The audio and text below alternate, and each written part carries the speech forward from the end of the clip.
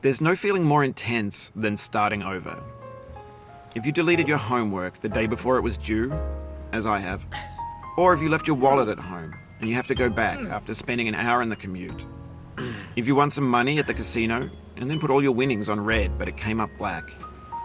If you got your best shirt dry cleaned before a wedding and then immediately dropped food on it. If you won an argument with a friend and then later discovered that they just returned to their original view. Starting over is harder than starting up. If you're not ready for that, like if you've already had a bad day, then what you're about to go through might be too much. Feel free to go away and come back. I'll be here.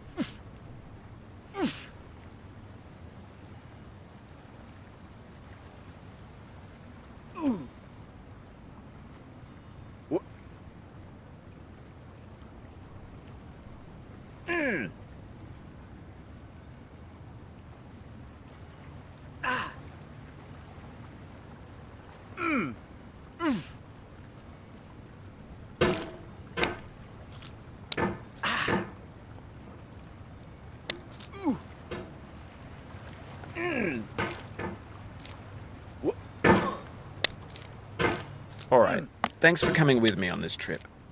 I'll understand if you have to take a break at any point. Just find a safe place to stop and quit the game. Don't worry, I'll save your progress, always, even your mistakes. This game is a homage to a free game that came out in 2002, titled Sexy Hiking. The author of that game was Jazzuo, a mysterious Czech designer who was known at the time as the father of B games.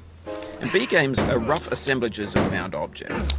Designers slap them together very quickly and freely, and they're often too rough and unfriendly to gain much of a following. They're built more for the joy of building them than as polished products. In a certain way, Sexy Hiking is the perfect embodiment of a B game. It's built almost entirely out of found and recycled parts, and it's one of the most unusual and unfriendly games of its time. In it, your task is simply to drag yourself up a mountain with a hammer. And that act of climbing, in the digital world or in real life, has certain essential properties that give the game its flavor. No amount of forward progress is guaranteed. Some cliffs are too sheer or too slippery. And the player is constantly, unremittingly in danger of falling and losing everything.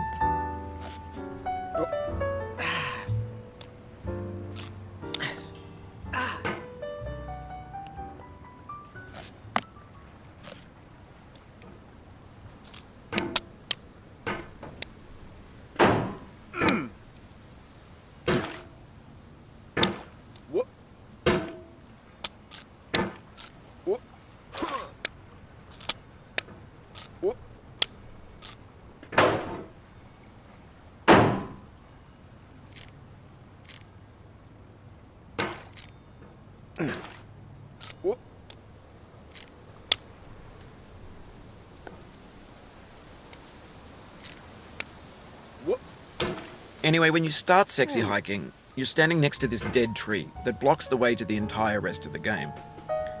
It might take you an hour to get over that tree, and a lot of people never got past it. You prod and you poke at it, exploring the limits of your reach and your strength, trying to find a way up and over. And there's a sense of truth in that lack of compromise. Most obstacles in video game worlds are fake. You can be completely confident in your ability to get through them once you have the correct method or the correct equipment or just by spending enough time. In that sense, every pixelated obstacle in Sexy Hiking is real. The obstacles in Sexy Hiking are unyielding, and that makes the game uniquely frustrating. But I'm not sure Jazzuo intended to make a frustrating game. The frustration is just essential to the act of climbing, and it's authentic to the process of building a game about climbing. A funny thing happened to me as I was building this mountain. I'd have an idea for a new obstacle, and I'd build it, test it, and it would usually turn out to be unreasonably hard. But I couldn't bring myself to make it easier. It already felt like my inability to get past the new obstacle was my fault as a player rather than as a builder. Imaginary mountains build themselves from our efforts to climb them, and it's our repeated attempts to reach the summit that turns those mountains into something real.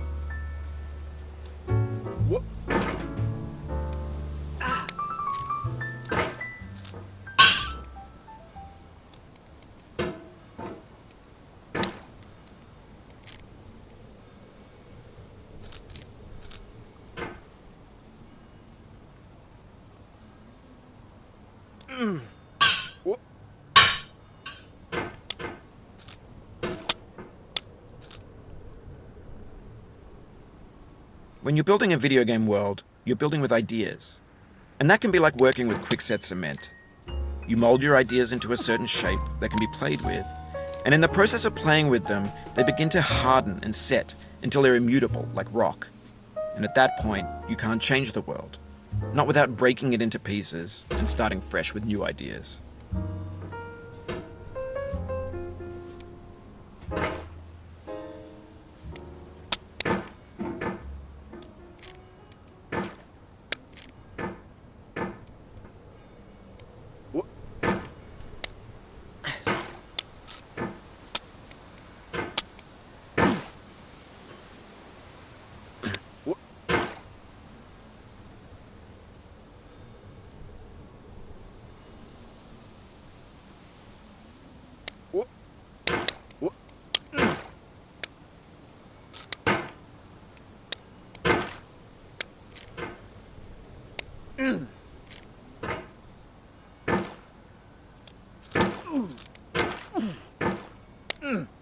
Oh, you just lost a lot of progress.